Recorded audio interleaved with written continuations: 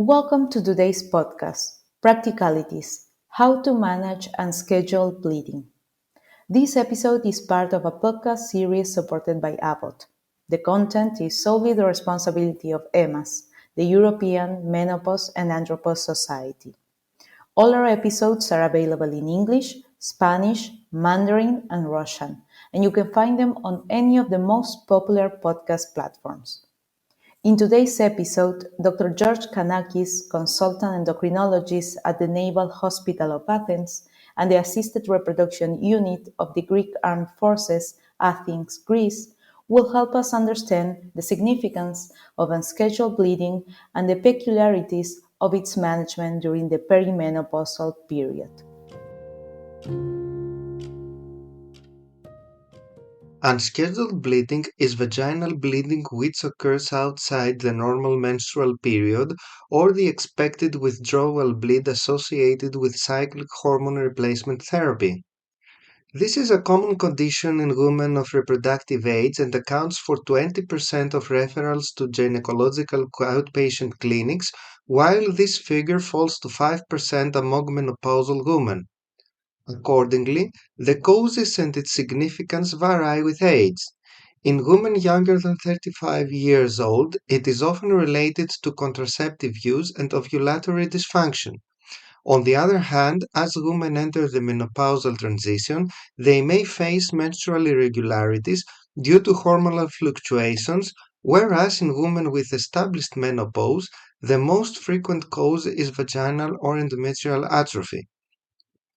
Remarkably, in perimenopausal women we should not miss possible organic causes, since the likelihood of uterine fibroids, polyps and cervical or endometrial cancer increases with age. Hormone replacement therapy may also be associated with unscheduled bleeding.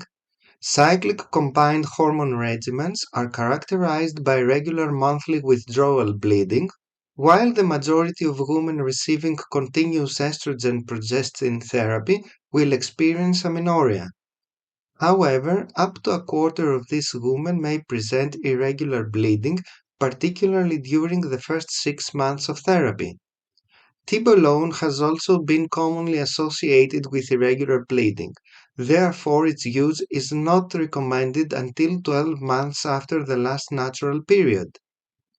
If a woman over 45 years of age who is on hormone therapy presents persistent unscheduled bleeding for more than 6 months, or bleeding which arises de novo after 6 months of therapy, or finally bleeding refractory to proper modifications of the hormonal regimen, then she should undergo an endometrial biopsy to rule out neoplasia.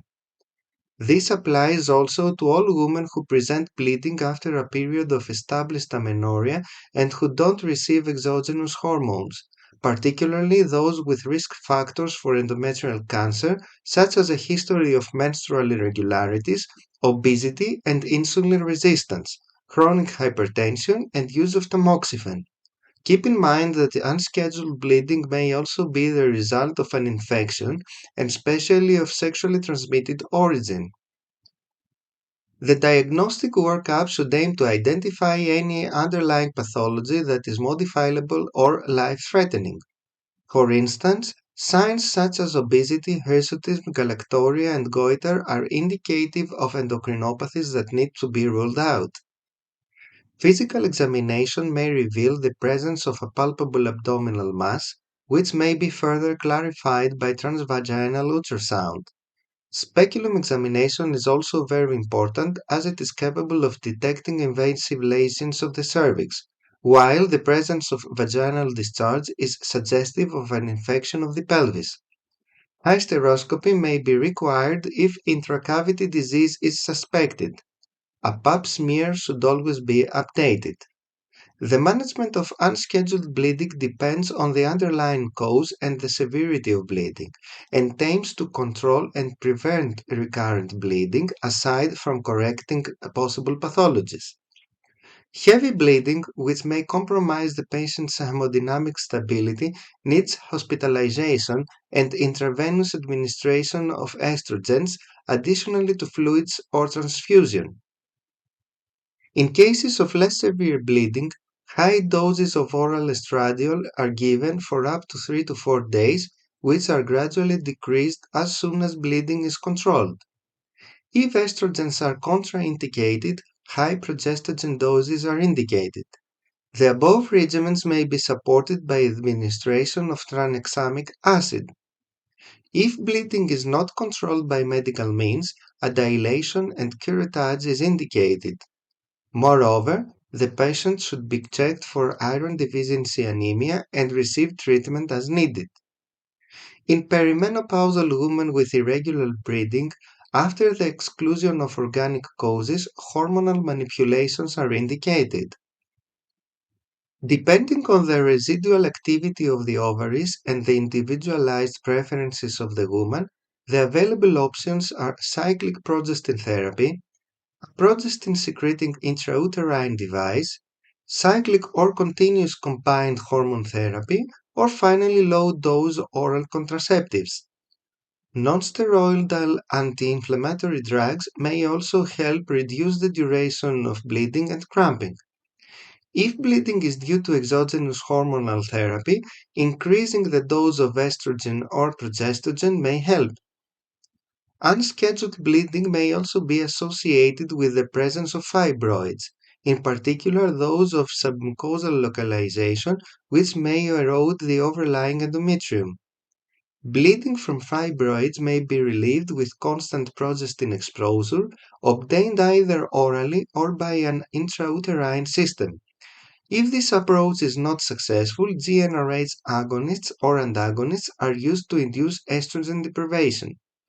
Larger tumors not responsive to medical treatment may need more invasive procedures such as embolization, surgical resection, or in women who do not desire future pregnancy, hysterectomy.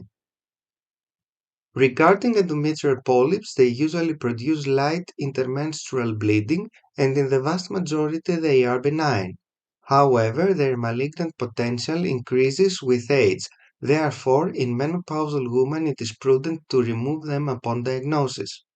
In general, women with findings suggestive of malignancy should be referred for further evaluation to oncology specialists. In conclusion, unscheduled bleeding is a bothersome symptom for women which may either raise concerns for malignancy or be the reason for discontinuing otherwise beneficial hormone therapies. It is important, therefore, to get proper consultation from a healthcare provider to determine the appropriate management strategy based on the underlying causes and individual preferences.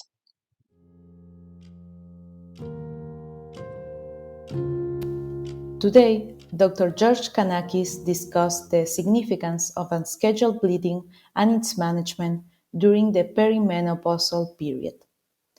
Thank you for listening to today's episode. We hope it will be valuable for your clinical and research practice. Stay safe.